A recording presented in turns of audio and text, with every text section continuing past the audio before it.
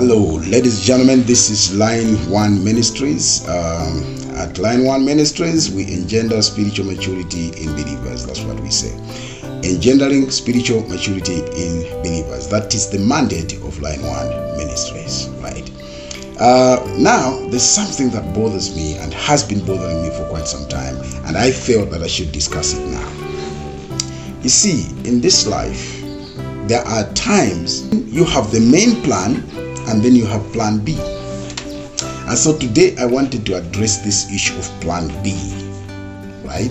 Plan B.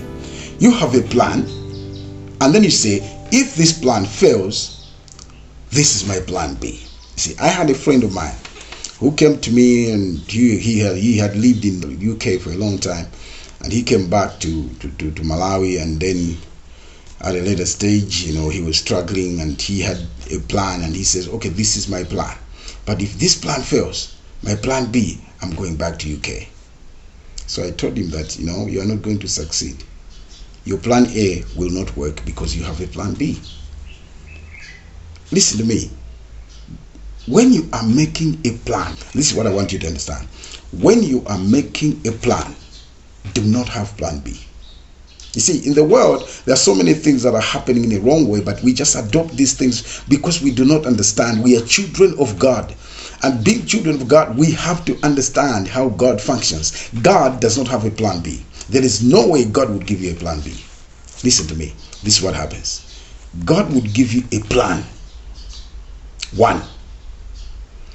After God has given you a plan, and because the plan of God is not always clear from the beginning to the end, the plan of God is not always clear from the beginning to the end. And so because it looks so complicated, it looks so big, and you say, no, according to my financial standing, I may not be able to do this. And so you try to find a plan B. And so you say, okay, fine. If this fails, I'll go to plan B. Now, this is what I want to address. Plan B. Plan B is not the plan of God. Listen to me. Plan B, God will never give you plan B. God will give you plan A. And he wants you to accomplish plan A. Now, where does plan B come from? It comes from the devil. Because you see, there's no way God can give you plan A and say, oh, if plan A fails, you go to plan B. It is not possible.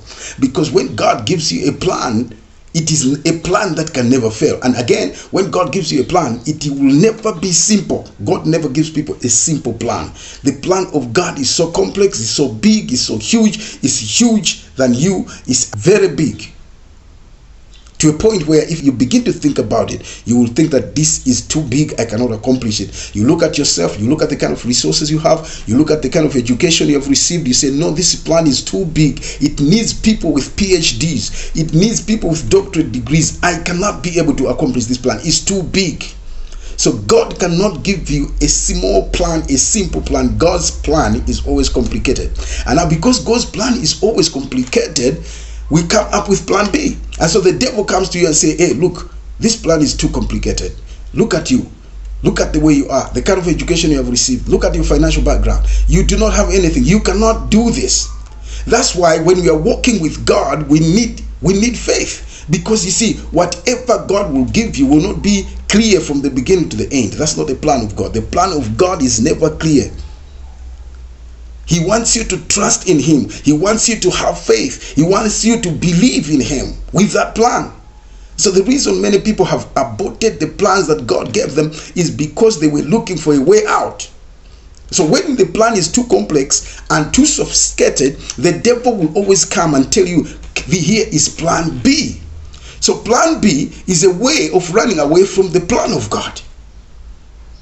Listen.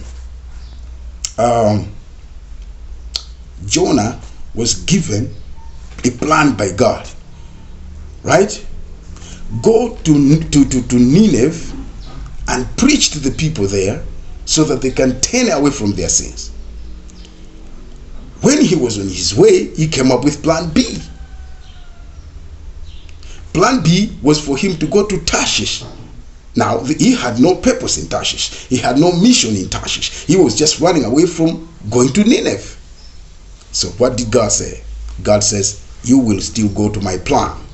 So God devised a way to make him go back to the plan A. God told to Abraham, said to Abraham, Abraham, I'm going to give you a child. Satan came with plan B. Look, convince your husband to sleep with your servant so that she can give you a son, a child.